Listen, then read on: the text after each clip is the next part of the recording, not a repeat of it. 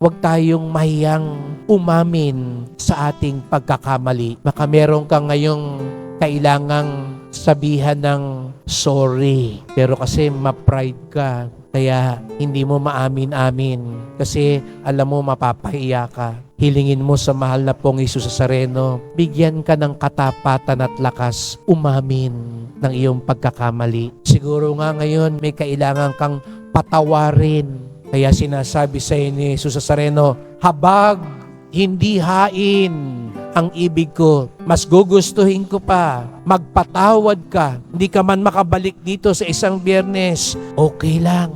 Pero magpatawad ka, matutuwa ako at mas maipapakita ko sa iyo ang tunay na himala at pagpapala. Habag, hindi hain. Hindi tinitingnan ng Diyos lamang kung gaano katindi ang ating kasalanan.